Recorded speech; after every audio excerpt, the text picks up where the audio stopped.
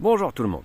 Aujourd'hui, F comme, alors, il y en a qui m'ont proposé flemme, ce qui consistait à faire, finalement je fais pas de vidéo, bon ça un peu court. Comme fumisterie, comme fasciste, peut-être j'en dirai un mot en fin de vidéo, mais moi je voulais vous faire une vidéo F comme fin du monde. Alors, pour ceux qui connaissent un peu la chaîne, vous savez qu'il y a une playlist, je mets le lien en bas là, dans les commentaires, où je parle de vraiment ce que c'est que la fin du monde du point de vue de l'anthropologie politique comme je la pratique. Voilà. Et mais je voulais en dire quelque chose d'un peu différent, d'un peu neuf aujourd'hui. Et voilà, c'est pour ça que je me permets de revenir là-dessus. Donc voilà, je vous rappelle que le point de départ de ma prise de position dans ce champ occupé par les collapsologues ou les collapsonautes ou les collapso-trucs, c'est de dire la chose suivante. La fin du monde n'est pas à venir, elle n'est pas en cours, elle a déjà eu lieu. Elle a déjà eu lieu, pourquoi ? Parce que la catastrophe, c'est pas un certain nombre de morts, c'est pas un certain nombre d'espèces disparues, c'est pas un certain nombre de degrés irréversiblement engagés. La catastrophe, c'est d'être devenu totalement incapable de nous corriger en fonction de nos erreurs. La catastrophe, c'est de nous découvrir des icides, ça on savait déjà, mais bio, écocide, écocidaire. Bon, voilà. La catastrophe, c'est nous découvrir incapables de stopper cela. Et je vais vous raconter une ou deux histoires comme ça pour bien vous faire comprendre. Bon, pour ceux qui connaissent Oedipe, voilà, je le dis vite. La catastrophe, c'est pas le moment où il se rend compte qu'il a tué son papa et couché avec sa maman. La catastrophe, c'est quand il tue son papa et sa maman. Et longtemps après, en fait, on découvre que la catastrophe a eu lieu. Et cette catastrophe, c'est notamment que ce personnage a été complètement accaparé par son destin. Il a suivi exactement la ligne de son destin. Voilà. L'oracle avait dit qu'il tuerait père et mère, qu'il tuerait son père et qu'il coucherait avec sa mère. Il tue son père, il couche avec sa mère. Et ensuite, il y a la peste, etc. Et ensuite, il y a une série de grands malheurs causés par la catastrophe première, qui était que il s'est engagé dans une série d'actions complètement, presque prévues d'avance, une espèce de fatalité, et il a été totalement incapable de se réformer en fonction de la mauvaise nouvelle, qui était l'oracle qui lui a dit attention, la mauvaise nouvelle arrive, et voilà, il a été mis dans une situation où il était totalement incapable de se réformer en fonction de la mauvaise nouvelle. Voilà. Donc en fait, je trouve que cette histoire-là, elle est très bonne. Je me permets de faire ça parce que catastrophe, au départ, c'est un terme grec qui désigne un moment dans une pièce de théâtre où on comprend d'un seul coup qu'il y a eu un mal terrible prévu et qu'on a été totalement incapable de s'en prémunir. Bon, voilà. Donc la catastrophe, c'est finalement cette situation anthropologique de négation du monde, de destruction du monde, d'abolition du monde et de la culture d'ailleurs, dans laquelle la modernité nous a embarqués et dont nous, pour l'instant, ne montrons aucunement que nous sommes capables de nous en sortir. Et c'est là-dessus que je voulais justement choper un aspect bien choquant. Si vous regardez régulièrement les résultats du GIEC, je sais pas moi, les alarmes lancées par le GIEC, ou encore les accords de Paris, ou si vous regardez les conférences de Monsieur Jancovici, vous voyez régulièrement des courbes, abordant différents aspects de ce qui est considéré comme la catastrophe qui vient. Voilà. Donc en général, vous avez des courbes exponentielles comme ça qui montent, et qui nous montrent par exemple l'augmentation de la température sur la planète Terre, l'augmentation de notre production de gaz à effet de serre, l'augmentation de notre consommation d'énergie, l'augmentation de notre consommation de viande. Et à chaque fois, vous avez une courbe qui est pas une courbe, je sais pas, on pourrait dire comme ça, bien droite. C'est pas ça. Hein. C'est vraiment la courbe d'une faux, comme ça. Qui monte, tenez, j'ai un brin, on pourra peut-être le plier. Voilà, c'est une courbe qui fait comme ça, tout doux, et hop, d'un coup, clac, ça monte. Bon, vous êtes très très familier de ces connaissances-là, et de ces courbes. Tiens, il faut que j'aère un peu... enfin bon, bref, ça n'a rien à voir. Mes navets sont trop serrés. Alors... Je Je voudrais mettre en parallèle ces courbes qui nous sont à tous complètement familières avec une autre courbe qui nous est beaucoup moins familière et qui est pourtant lui est presque parallèle.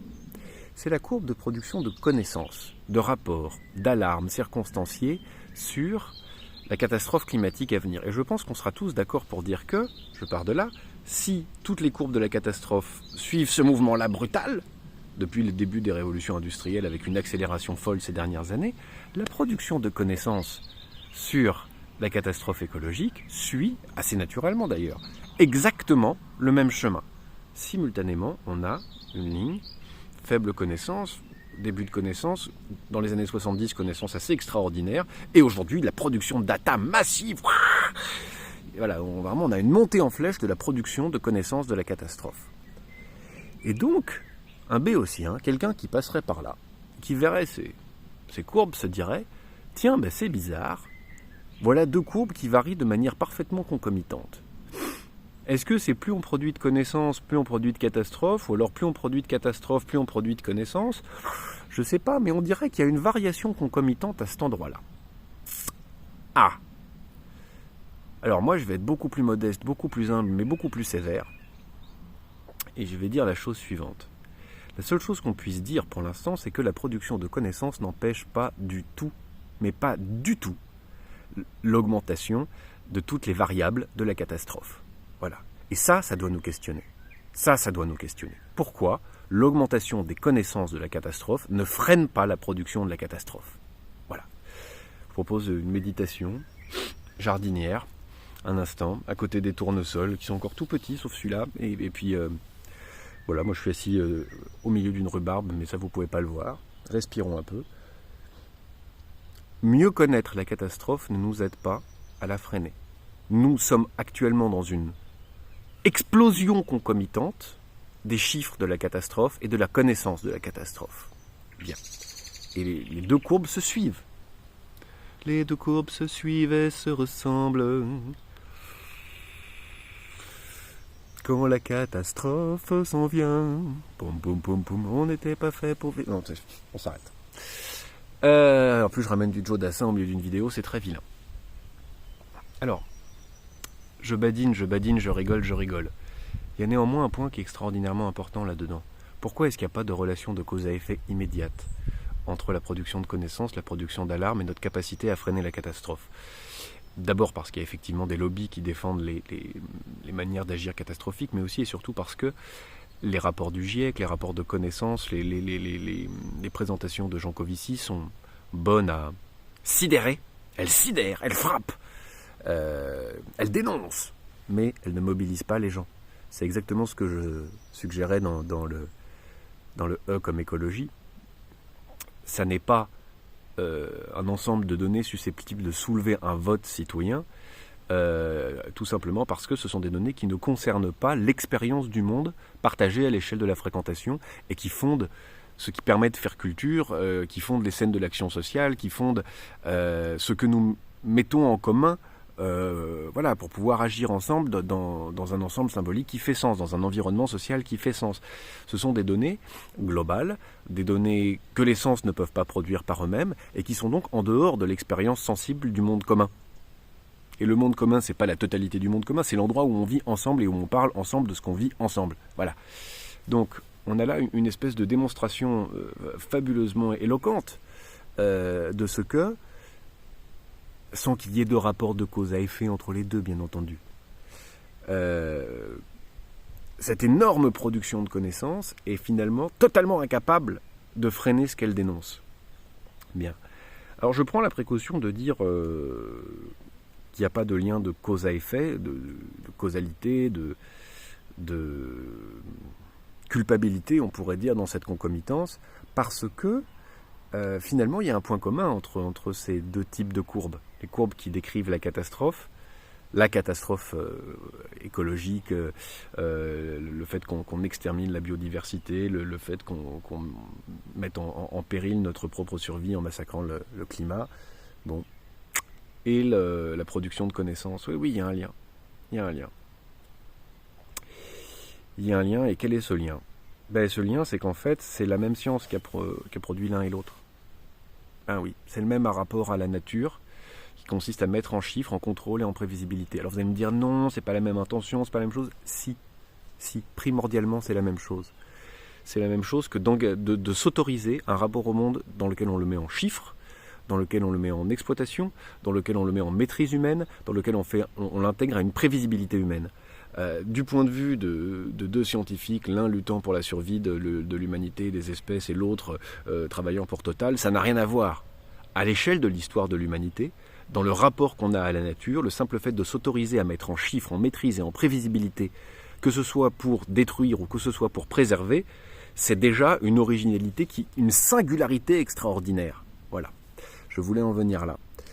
Voilà, donc pour ceux que cette histoire de fin du monde intéresse, l'idée que dans le fond la fin du monde a déjà eu lieu et que nous marchons dans les ruines fumantes du monde post-fin du monde, parce que nous sommes déjà devenus incapables totalement de nous corriger en fonction de nos erreurs, et donc voilà, nous sommes déjà dans la catastrophe, nous sommes déjà dans une fin du monde qui a déjà eu lieu, que dans le fond il nous reste à réinventer en creusant les causes anthropologiques profondes de notre rapport malsain au monde. Qu'est-ce qui fait que nous en sommes arrivés là, et voilà, en cherchant on cherche aussi à bien vivre, on cherche aussi à préserver les espèces, mais on cherche d'abord à comprendre ce qui profondément nous a rendus aussi maladivement destructeurs. Voilà.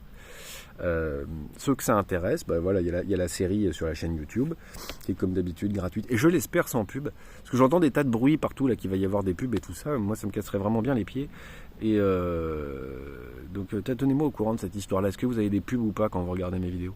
Ça m'intéresserait, parce que moi je peux pas savoir, puisque moi je regarde mes propres vidéos, enfin jamais, bêtement.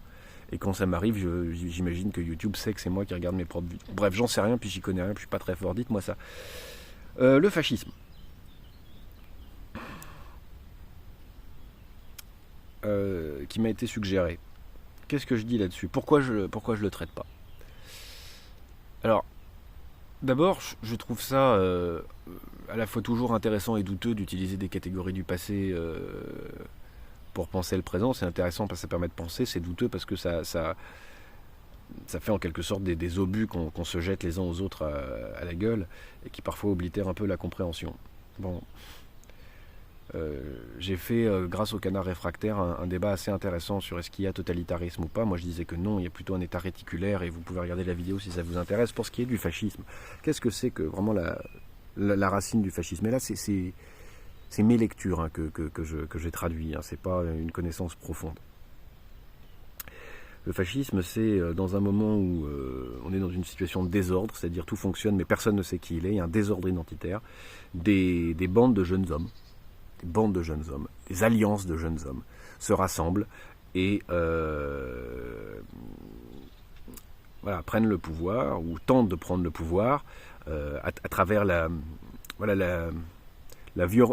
violence virile du faisceau, dans un effort identitaire qui ne trouve pas une finalité, une extase, une jouissance dans la totalité, même si un fascisme peut devenir un totalitarisme, mais plutôt vraiment dans la jouissance de la bande, quoi. C'est la jouissance de la bande, c'est la bandaison de la bande, le fascisme. Et c'est une quête d'identité, une quête de purification autour de cette notion de bande, mais on est aujourd'hui face à un État qui se moque totalement d'abord de la virilité des petites bandes, deuxièmement qui se moque totalement de l'identité, qui cherche pas du tout à investir le peuple, sauf de temps en temps avec une campagne marketing minable. Donc il me semble que c'est pas du tout la bonne approche du pouvoir tel qu'il est aujourd'hui. Si vous voulez décrire par fascisme des groupuscules fascistoïdes ou avec volonté fasciste, ça c'est totalement possible, hein. Il y a sûrement des groupuscules qui trouvent que Mussolini c'était formidable, et que les jeunesses hitlériennes c'était très bien, et voilà, ça peut exister de manière très marginale, mais dans ce cas-là il faut les voir comme des gens qui répondent à leur manière, détestable, condamnable et qui est notre ennemi, mais enfin à leur manière, au même mot que nous. Et encore là je fais un nous qui est beaucoup trop large, mais c'est des gens qui dans le fond réagissent à un État réticulaire, à un État qui dépossède les gens de leur possibilité de faire lien, de faire corps, de faire identité, de faire corps solidaire. Et donc ils réagissent voilà, par ce biais-là, par la bandaison des hommes. Hein, voilà. Donc c'est autour d'un imaginaire de la force. Mais voilà, c'est dans le fond des gens en position de faiblesse et qui réagissent avec une victimisation et tout un discours très victimisant hein, à, dans le fond, des oppressions que le reste de la population subit aussi. C'est pas le groupe dominant.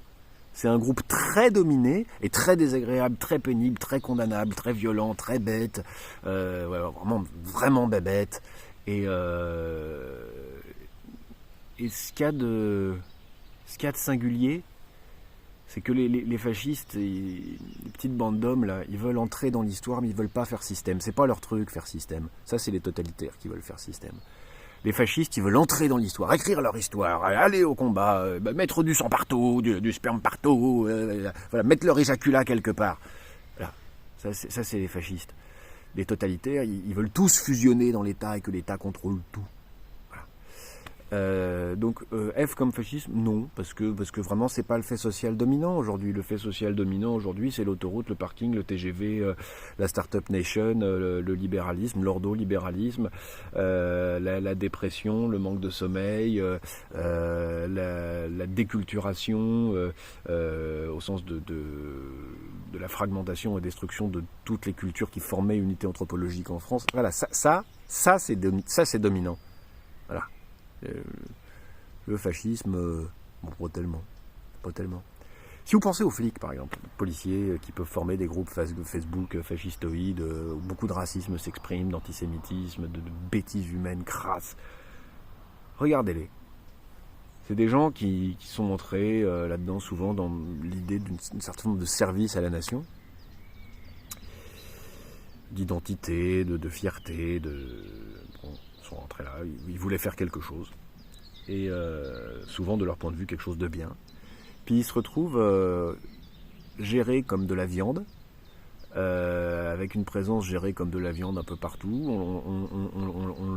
On chiffre leurs actions, on leur fait faire des bêtises sans arrêt avec des contrôles d'identité à répétition et des micro-délits pour pouvoir remplir de la statistique et des systèmes de primes qui marchent à la statistique. On les traite un peu comme tout le monde, hein, comme du lumpen prolétariat, ou même pas en fait, comme de purs agents économiques et techniques dont on dispose sans aucune considération de l'éthique qu'ils pourraient avoir de leur métier, la fierté qu'ils pourraient avoir de leur métier, qu'est-ce qu'ils ont, leur vocation, qu'est-ce qu'ils veulent. Non, on les dispose pour être rentables, efficaces, avoir des chiffres communiqués et faire de la bonne gestion de flux, enfin comme tout le management habituel.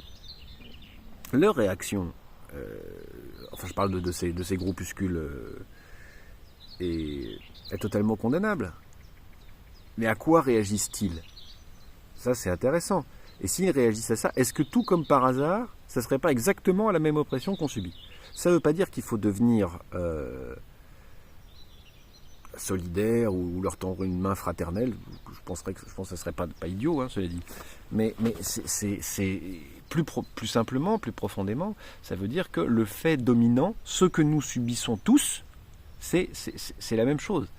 C'est ce que je décris parfois comme le lacrymo-libéralisme, c'est-à-dire une forme de mise en exploitation du monde qui n'a même plus d'idéal et qui met en compétition les individus dans une forme de rationalisation de l'action, de désenchantement total, de destruction de la culture, d'acosmisme, de négation du monde comme matérialité qui nous rassemble et nous sépare, d'illimitation de l'action humaine pourvu qu'elle serve un profit.